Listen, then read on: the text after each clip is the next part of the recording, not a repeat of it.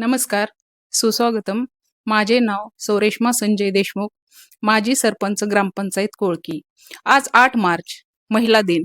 जागतिक महिला दिनाच्या सर्व महिलांना माझ्याकडून हार्दिक हार्दिक शुभेच्छा. महिला दिन म्हटलं की महिलांच्या कर्तबगारीचा दिन, महिलांच्या सन्मानाचा दिन, महिलांच्या आनंदाचा दिन. आपण बघतो पूर्वीचा इतिहास महाराष्ट्रातील स्त्रियांचाच इतिहास होता. अवघ्या 16व्या वर्षी स्वराज्याचे स्वप्न साकार करणाऱ्या शिवरायांना घडवले ते राजमाता राष्ट्रमाता जिजाऊ आईसाहेब. ज्यांनी पुढे येऊन मुलींची शाळा काढली त्या क्रांतिज्योती सावित्रीबाई फुले. ज्यांनी पहिली बेटी बचाओ मोहीम काढली त्या पुण्यश्लोक राजमाता अहिल्यादेवी होळकर. दोन्ही हातात बंदुका घेऊन इंग्रजांच्या समोर लढणारी झाशीची राणी ही एक स्त्रीच होती.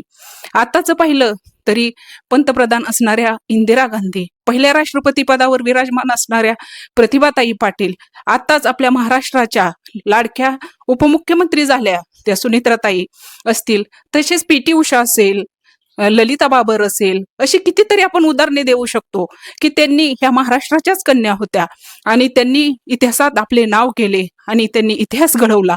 म्हणून आज आपण स्त्रिया अभिमानाने त्यांचे नाव घेतो. आपण बघतो आज एका गावातील सरपंच पदापासून पंतप्रधान पदापर्यंत महिला आहेत. मला एक महिलांना सांगायचं आहे की आपण कोणत्याही क्षेत्रात असू द्या, आर्थिक, सामाजिक, राजकीय, शैक्षणिक, वैद्यकीय, तुम्ही ज्या ठिकाणी ज्या पदावर आहात त्या पदावर तुम्ही फक्त नामदारी राहू नका. तुम्ही त्या ठिकाणी आपल्याला जी संधी मिळालेली आहे त्या संधीचं सोनं करा, ही माझी मनापासून इच्छा आहे. आणि महिलांना आपण म्हणतो सक्षमीकरण झालं पाहिजे, सक्षमीकरण झालं पाहिजे, पण तसं पाहता माझ्या मते महिलांचं पाहिजे तेवढं सक्षमीकरण झालेलं नाहीच. आज बघतोय महिलांवर कितीतरी अन्याय होत आहेत, अत्याचार होत आहेत. आज कितीतरी नराधम पुरुष महिलांना त्रास देत आहेत. महिलांना मला एकच सांगायचंय की तुम्ही स्वतः व तुमच्या मुलींना कराटे प्रशिक्षण द्या. एखादा नराधम आपल्याला आडवा आला तरी तिडवा करण्याची क्षमता आपल्यामध्ये निर्माण करा, असे मला मनापासून वाटतं. खरं सांगायचं म्हटलं तर आम्ही बघतो की महिलांना म्हणतात की 51% आरक्षण, 51% आरक्षण, पण एखादं राजकीय व्यासपीठ घ्या, त्या व्यासपीठावर बघा ना किती पुरुष बसलेले असतात आणि किती महिला असतात.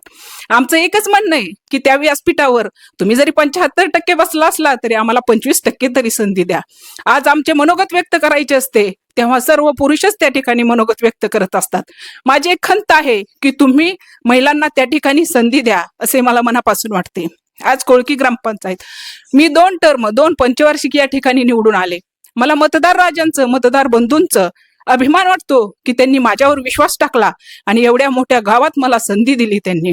आणि या संधीचं काय झालं, पंकजाताई मुंडे 2017ला मी जेव्हा सरपंच झाले तेव्हा पंकजाताई मुंडे ह्या ग्रामविकास मंत्री होत्या.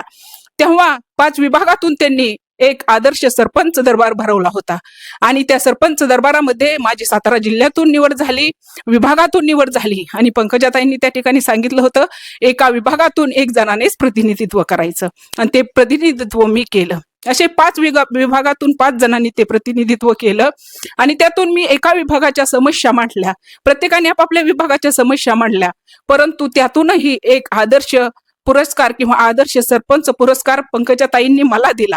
आणि त्या ठिकाणी त्या कार्यक्रमाची सांगता होती तेव्हा पंकजाताई बोलल्या आणि त्या जेव्हा बोलल्या तेव्हा जवळजवळ 2 ते 3 मिनिटं त्या माझ्यावरती बोलल्या की मला अभिमान वाटतो की एवढ्या छोट्या गावातून एक महिला आली आणि 5 विभागाचं प्रतिनिधित्व करून लोकांच्या ज्या तळागाळातल्या समस्या या महिलेने या ठिकाणी मांडल्या. पंकजाताईंनाही त्या ठिकाणी माझा अभिमान वाटला आणि त्यांनीही माझं खूप कौतुक केलं. राज्यातून तेव्हा मला आदर्श सरपंच पुरस्कार मिळाला. 1 मे 2025 रोजी ही मला महाराष्ट्र शासनाने महाराष्ट्र रत्न गौरव पुरस्कार दिला. मला फक्त एक सांगायचं आहे की स्त्री शक्तीसारखी दुसरी कोणतीही मोठी शक्ती नाही. तुम्ही मनापासून ठरवलं तर अशक्य गोष्टी आपण शक्य करू शकतो, ही खरी गोष्ट आहे. स्त्रीविषयी करू नका घृणा, स्त्रीविषयी करू नका घृणा. स्त्री आहे कुटुंबाचा कणा. ज्या घरात स्त्रीला मान त्याच घराला समाजात स्थान, ज्या समाजात स्त्रीला मान त्या समाजाला शासनात स्थान. विज्ञान युगात बनावी अशी तू नारी, अंधश्रद्धा कर्मकांडांना मूठ माती देणारी. हे नारी राष्ट्राचा अभिमान तू, जाशीची तलवार तू, सुनीताची अवकाश भरारी तू, जितेंद्री पाल तू, चिकाटीचं नाव किरण बेदी तू. हे नारी तुझला कोटी कोटी प्रणाम, हे नारी तुझला कोटी कोटी प्रणाम. मला सांगायचं म्हटलं तर ज्या स्त्रीला या जगामध्ये मान आहे, ज्या स्त्रीला या जगामध्ये मान आहे, ती स्त्री अभिमानाने जगू शकते, हे मला सांगायचं आहे. आणि महिलांना मला एक गोष्ट सांगायची आहे की आपण कुठेही कोणत्याही क्षेत्रात असा तर आपण मनापासून काम करा, यश हे आपल्या पाठीमागे आहेच, हे मला सर्व महिलांना सांगायचं आहे. या ठिकाणी पुन्हा एकदा मी सर्व महिलांना मनापासून शुभेच्छा देते. जय हिंद, जय महाराष्ट्र, धन्यवाद.